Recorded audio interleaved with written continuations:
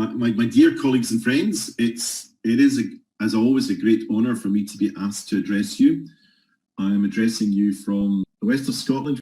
I welcome all of you who are joining us from around the world today for this two-day conference. This morning we gather virtually, and we're at this stage launching what is the 8th LSME International Research Conference. And this year our theme is Sustainable Development and Education. Any presenters here? Yes, I am a presenter. Hello everyone. This is the title of my paper. I'm Dr. Praveen. This paper attempts to propose a few pragmatic solutions for post-COVID teacher education. These are lessons from the use of sustainable tools and strategies. This is the background. In 2018, Kerala state was inundated by floods, and the following year too the same thing happened. As you can see here at the bottom, a news clip from the BBC. Monsoon waters kill hundreds in the Indian state of Kerala. Now, immediately after that, in 2020, the state was hit by the COVID-19 pandemic. Now, this is a problem statement. The flood, the COVID-19, all this resulted in the closure of educational institutions. That means loss of instructional hours in the colleges of teacher education, particularly in Kerala.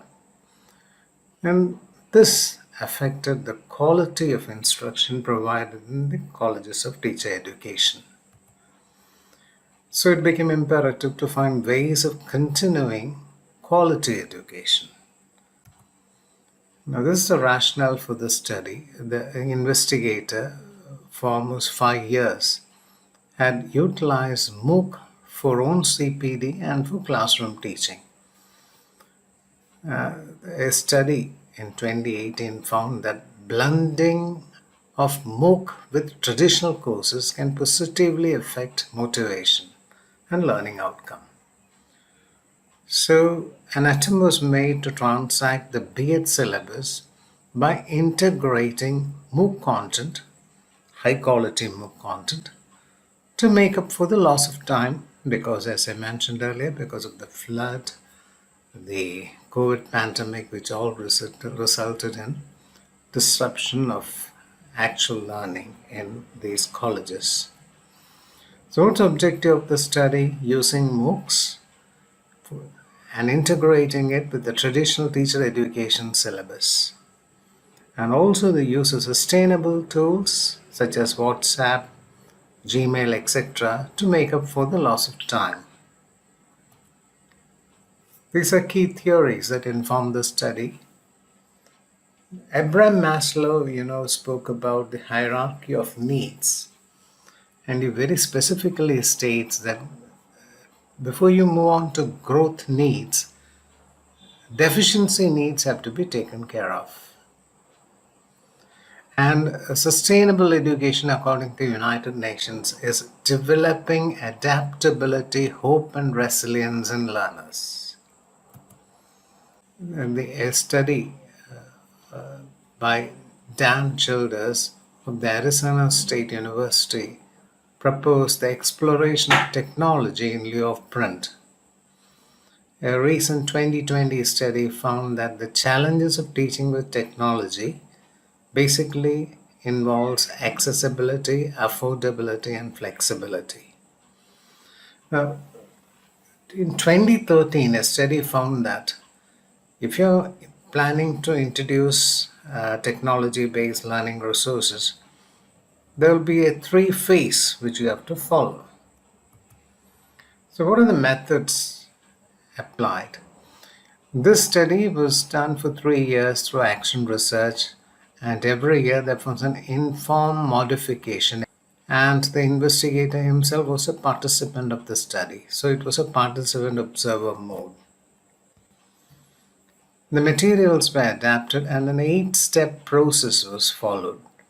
Then feedback was taken through informal interviews and course and evaluation. The MOOC content, as I mentioned earlier, was integrated. An attempt was made to transact it in the synchronous and the asynchronous mode. Now, this is the 8th step. First, the investigator tried to explore the MOOCs available and then identified MOOCs which are related to the B.Ed content.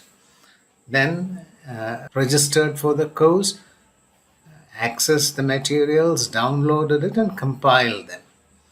And then these compiled materials were then related to the B.Ed topic, and an attempt was made to refine them and match with the level of the B.Ed program. As you all know, each MOOC has its own learning outcome and instructional objective. So this has to be matched with the instructional objective of the B.Ed course and also the learning outcome for each topic, each paper of the B.Ed course. Then an attempt was made to transact the content. Then a review followed.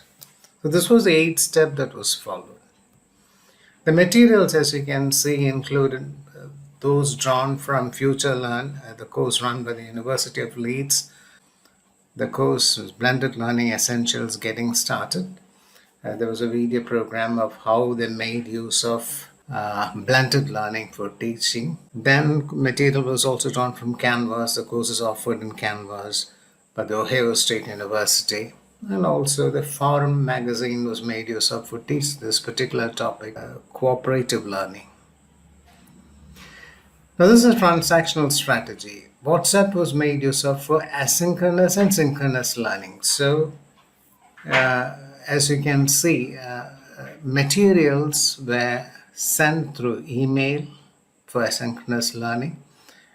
Videos were sent earlier. They were asked to refer to the QTF blog posts, read them and come to the class. And then it's some kind of a flip mode learning that happens. Materials such as podcasts from the BBC were made use of. And also in the WhatsApp mode, synchronous learning was happening, in addition to the face-to-face instruction. So in small chunks, information was provided that you see at the top right corner. Important messages or notes were posted with the red flag so that the student knows that these are material which they have to refer to. So these are the key findings. The teacher educators had no prior training in online teaching, and this affected the quality of instruction because during the COVID-19 there was a shift to online pedagogy. The learners, they had unfulfilled physiological needs, and they also lacked motivation to study.